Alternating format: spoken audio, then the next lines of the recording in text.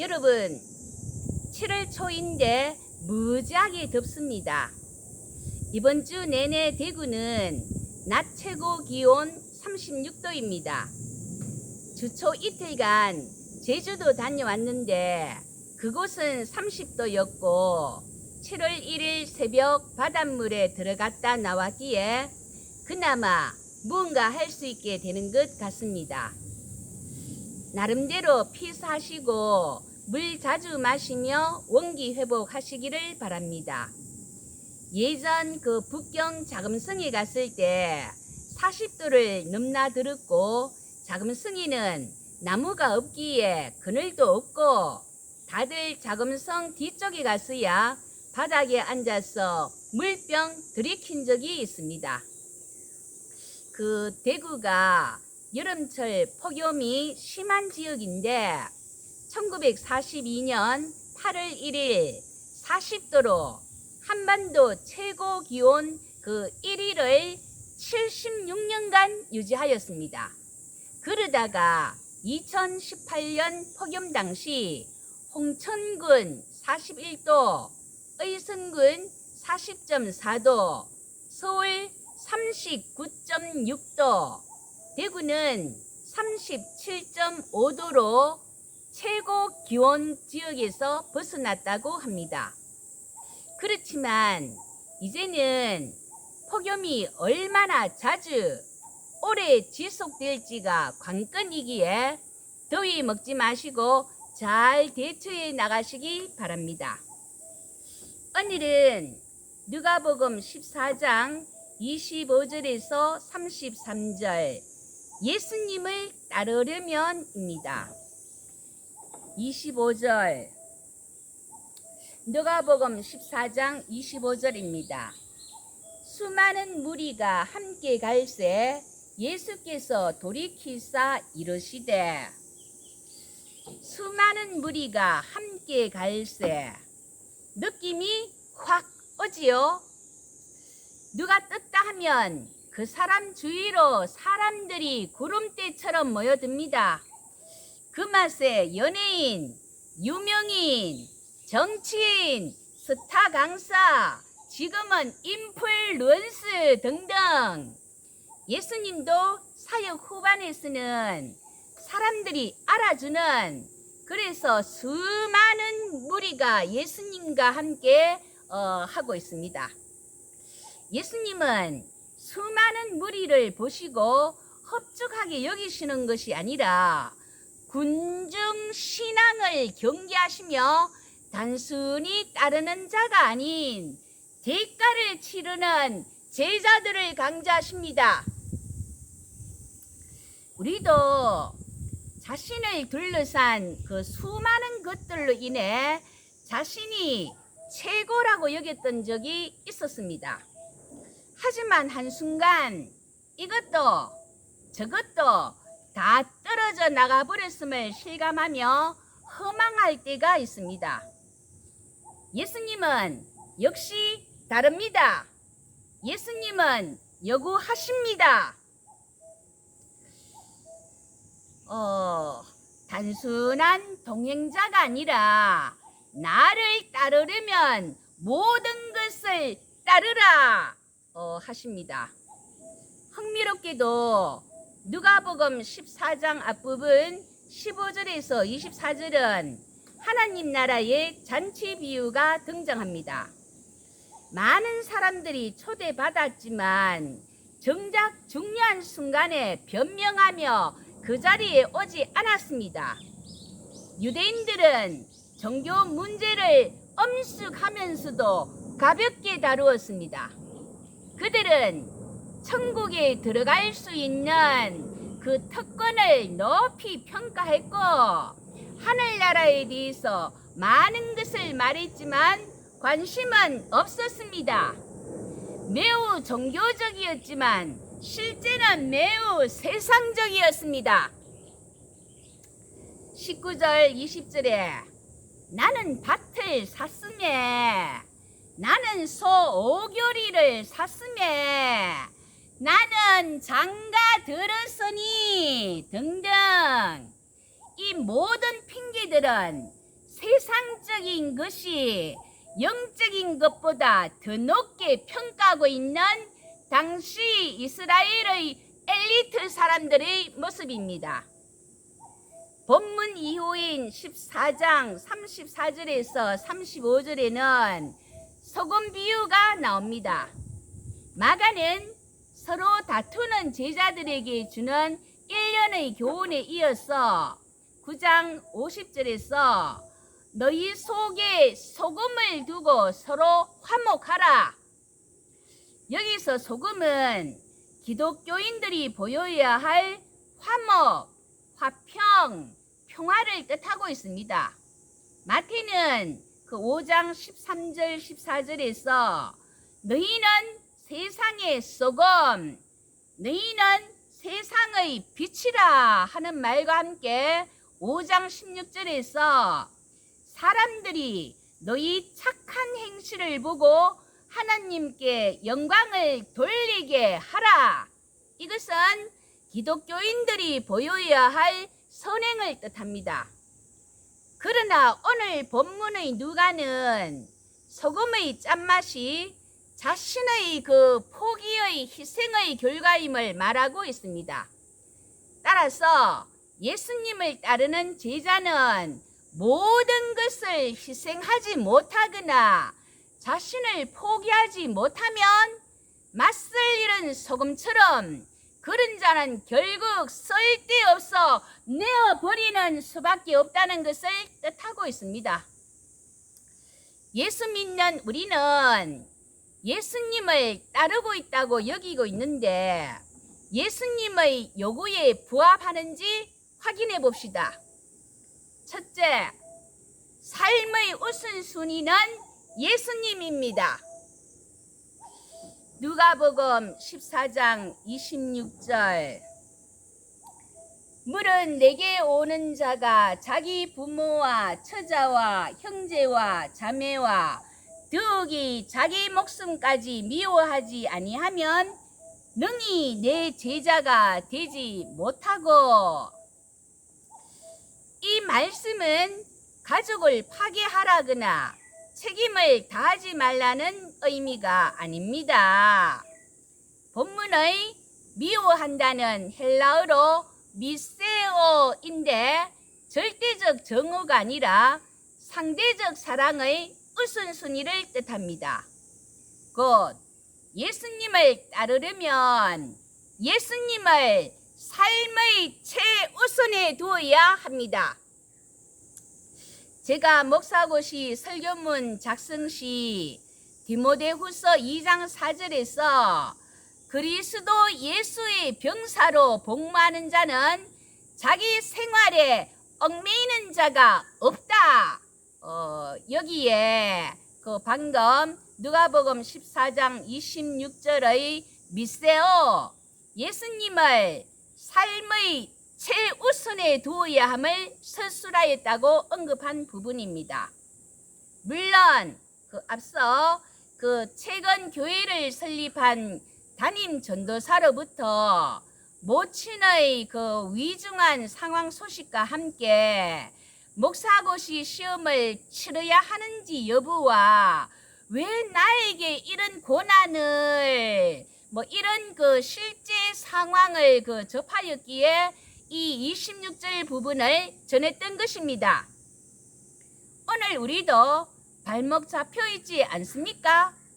세상 재물을 더 모아야 하기에 자식들 뒤치다거리를 끝없이 해줘야 하기에 부모님이 돌아가시지도 않으면서 돌봄을 자꾸만 요구하기에 혹은 자기 자신조차 스스로 자활하기도 벅차기에 등등 예수님 현재 이것만으로도 헉헉입니다.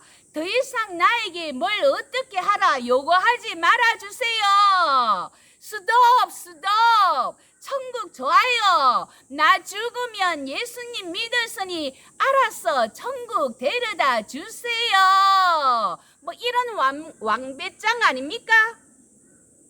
여러분 진정으로 예수님을 따르려면 삶의 우선순위는 예수님입니다. 둘째, 자기 십자가를 지고 예수님을 따라야 합니다. 27절,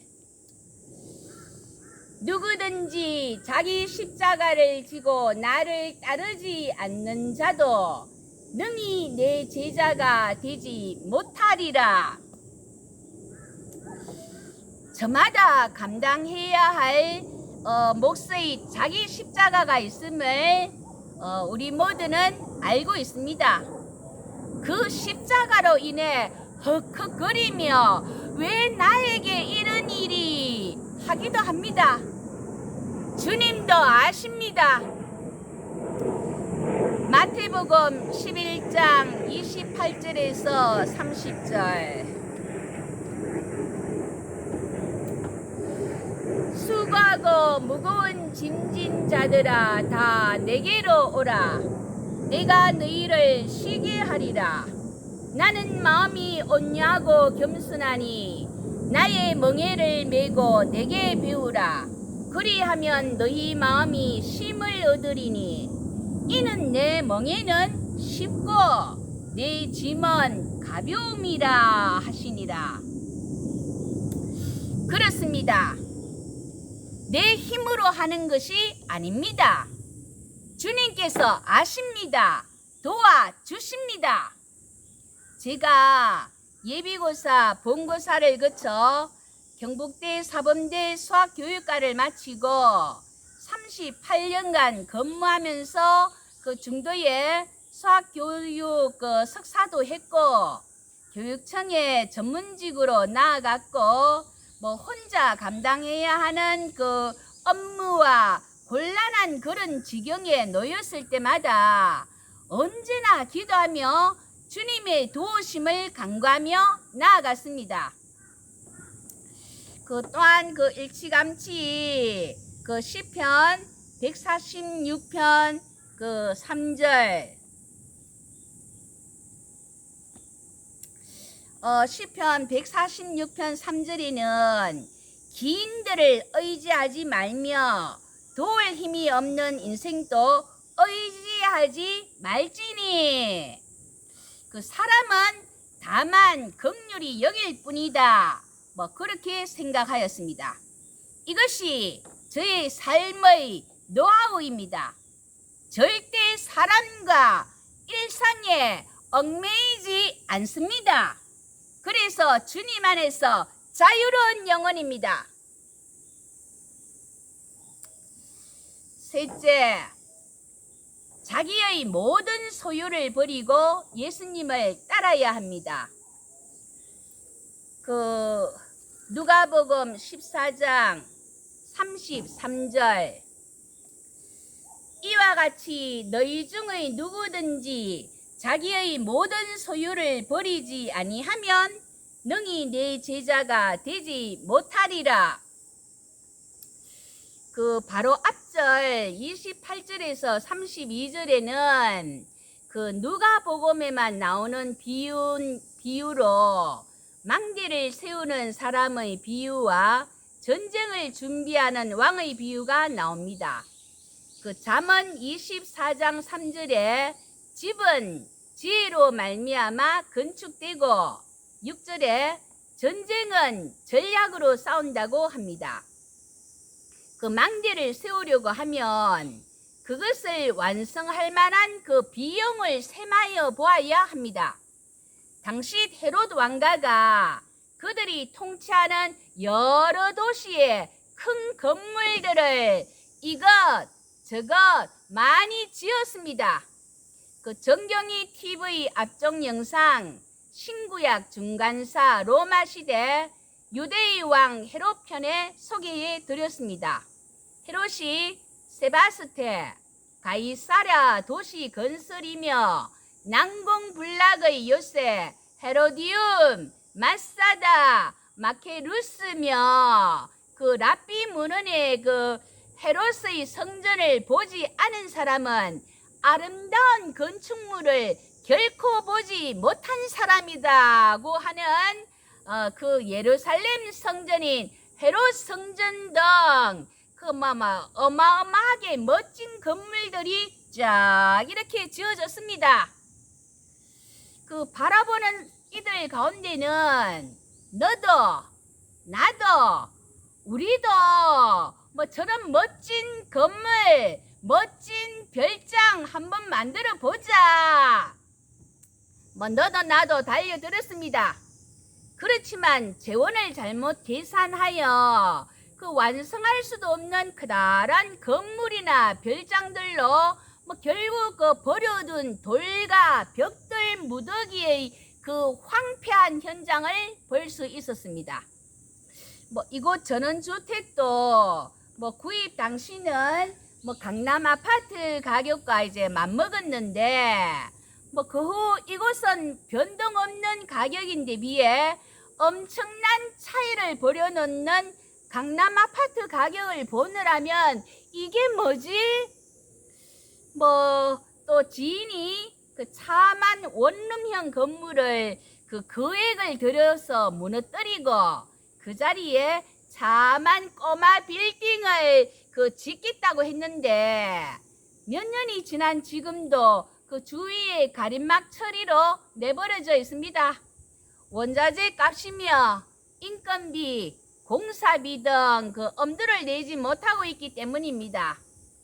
그 종전에는 그 건물을 통하여 수입을 창출하였는데 말입니다. 신앙도 마찬가지입니다. 기독교 신앙을 통해 은혜 받았다, 축복 받았다, 나의 감정과 일치하면 아이고 좋아, 아멘, 할렐루야, 이것도 해주시고 저것도 해주시고 많은 복을 살 곳이 없도록 부어주십시오 하면서 한동안은 믿음 좋은 사람처럼 보이기도 합니다. 하지만 어느 순간 짓다가 마는 건물처럼 방치된 신앙의 모습을 보이고 있습니다. 세상 잣대처럼 휩쓸리지 말고 우리의 마음과 생명 안에서 그리스도인의 삶을 똑바로 세워야 하겠습니다.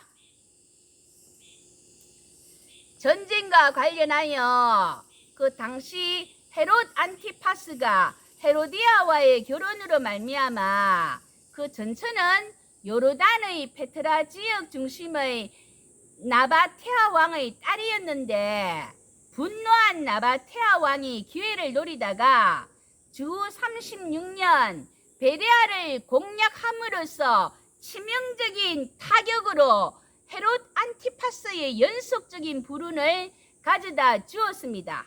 역시 정경이 TV 앞쪽 영상 신약 시대로 그 헤롯 왕가의 4대의 걸친 종마기도 불구하고 편을 참조해 주십시오.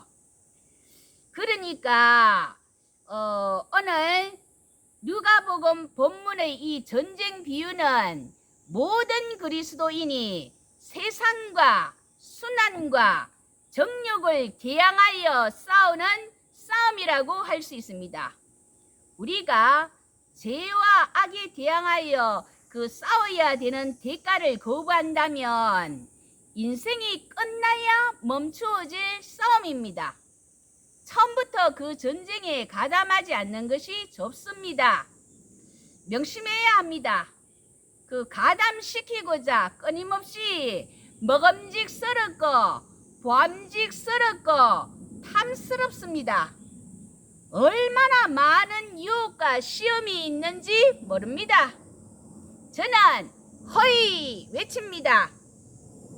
하박국은 화 있을 찐저 허이, 죽은 사람 곡하는 소리로 그 다섯 종류 탐욕의 수탈자 허이, 폭력과 불의한 일을 탐하는 자 허이, 힘밖에 모르는 권력자 허이, 잔인한 정복자 허이, 우상 숭배자 허이, 이들에게 장래의 곡소리인 허이를 외치면서 분명한 멸망과 죽음을 선언하였습니다.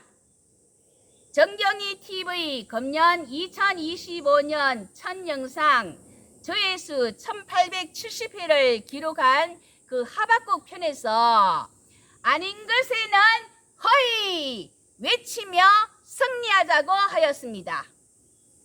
누가복음 5장 11절에 베드로가 예수를 따를 때, 5장 28절 마태 레위가 예수를 따를 때 그들은 모든 것을 버려두고 일어나 예수를 따라갔습니다. 본문 25절 앞부분 수많은 무리가 함께 갈새 예수님의 마지막 사역 기간 중 예수님 주변에 모여든 사람들 가운데는 감상적 열정이 많은 사람들이 따라다녔습니다. 요한복음 6장 66절 그때부터 그의 제자 중에서 많은 사람이 떠나가고 다시 그와 함께 다니지 아니하더라. 그렇게 많이 따라다녔던 사람들이 다 떠나갔습니다. 왜요? 이들은 내 마음에 들지 않는다. 내 감정과 욕구에 충족되지 않는다. 그렇게 다 떠나가는 사람입니다. 보네프는 나를 따르라 책에서 은혜는 값비싼 것이다. 그것은 우리의 생명을 요구하며 하나님의 아들이 생명을 바쳐 우리에게 주신 것이기 때문이다 고 하였습니다. 십자가의 길은 경박한 사람들의 길이 아닙니다. 우리의 생명을 내어놓아야 할진대 나의 소유라는 것은 보탬이 되면 감사한 일이지만 소유 자체에 얽매여 있으면 안 됩니다. 여러분, 예수님은 우리를 하나님의 자녀로 부르셨을 뿐만 아니라 나를 따르라 하십니다. 우리는 예수님을 삶의 우선순위에 두고 신앙적 그 가치를 명심하고 자기 십자가를 지고 소유를 내려놓고 희생하더라도 끝까지 주님을 따라가야 합니다. 좋을 때만 아멘 할렐루야 외치고 희생적인 일에는 왜 나에게 이런 일이 하면서 축복 아닌 고난에 흔들리며 회피하고자 합니까? 십자가 고난 뒤에 바로 비교되지 않는 영광이 있습니다. 성령께서 알려주십니다. 나 혼자 감당하는 것이 아닙니다. 삶의 우선순위를 예수님께 두고 우리의 생명과 모든 소유를 기쁘게 하나님께 드리고 따르는 성숙한 그리스도인으로서 온 삶을 주께 맡긴 하나님의 사람으로 승리하시는 저와 여러분 되시기를 예수님의 이름으로 기도합니다. 아멘.